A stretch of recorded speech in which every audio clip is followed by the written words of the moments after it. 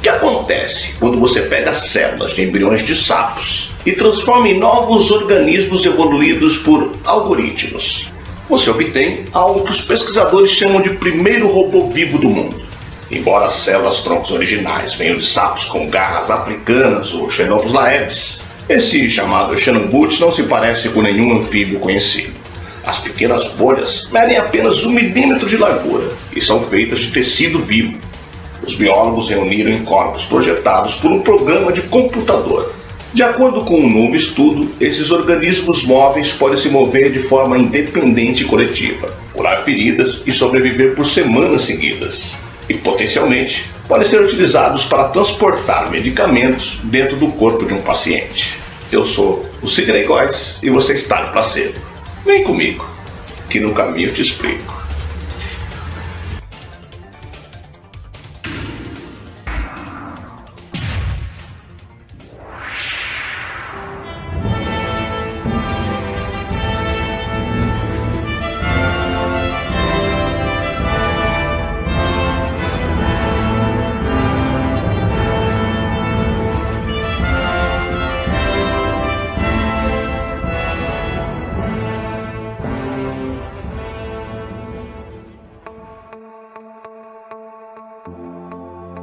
Um grupo de pesquisadores da Universidade de Vermont, nos Estados Unidos, usou células vivas retiradas de um sapo africano e as programou para funcionar como robô biológico. Esta é a primeira vez que o ser humano consegue esse feito e pode romper grandes barreiras científicas. Os robôs milimétricos, chamados de Xenobots, são formas de vida totalmente remodeladas para cumprir propósitos que não são os seus originais. Para o pesquisador sênior da equipe da Universidade de Vermont, Joshua Bongart, co-líder da pesquisa, a descoberta não é um robô tradicional e nem uma espécie de animal. É uma nova classe de artefato, um robô vivo e programável. Segundo Michael Levine, diretor da Allen Discovery Center da Universidade Tufts em Medford, Massachusetts, é possível imaginar muitas aplicações possíveis para a tecnologia, como pesquisar compostos que o ser humano não pode chegar perto, como radiação ou recolher microplásticos no oceano. A tecnologia pode ser usada em versões mais complexas, com Xenobots capazes de carregar, por exemplo, remédios e objetos pelo corpo humano para uma ação médica mais eficaz.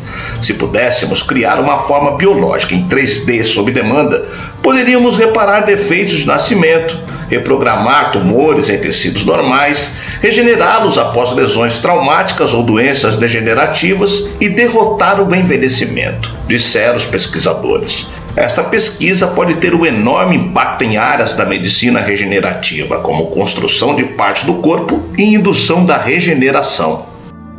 Os Xenobots são totalmente biodegradáveis e, quando terminam seus trabalhos, em 7 dias são como células mortas da pele. Mas isso também é negativo. A vida útil de uma ferramenta criada a partir desta tecnologia não é tão durável quanto o ferro ou a madeira. Porém, a sua capacidade de regeneração é impressionante. Em alguns testes, os robôs biológicos foram cortados quase ao meio e se regeneraram completamente. O conceito de mudar uma forma biológica já é aplicado na agricultura. Os chamados GMOs são plantas alteradas geneticamente para resistir a temperaturas adversas ou pragas comuns, por exemplo. Porém, esta é a primeira vez que uma máquina biológica foi criada e desenhada por cientistas. A partir de um supercomputador baseado na Universidade de Tufts, nos Estados Unidos, e um software com regras básicas de biologia e evolução, o sistema testou milhares de células simuladas. Durante os meses de pesquisas, as mais promissoras e desenháveis foram selecionadas para o teste. Assim, o computador passou para uma nova fase.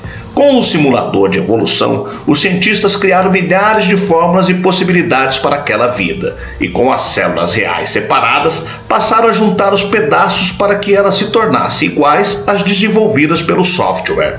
Ou seja, os cientistas juntaram várias partes de material biológico para criar uma nova vida. Nos primeiros testes, os organismos foram capazes de mover pedaços de matéria de forma coletiva e cooperativa para o centro do local em que estavam, assim como o computador sugeriu. Entretanto, os danos de usar esse tipo de tecnologia existem, e os pesquisadores afirmam que ainda não sabem quais podem ser. Além de que, caso o sistema fique complexo demais, pode ter ações e comportamentos não previsíveis pelos pesquisadores. Mas Levin diz que caso a humanidade queira sobreviver ao futuro, terá que entender e estudar esses organismos a fim de criar regras para seu desenvolvimento, como as inteligências artificiais. Ainda segundo Levin, é necessário estudar o que todos têm medo, e este estudo seria um passo para alcançar o compreendimento.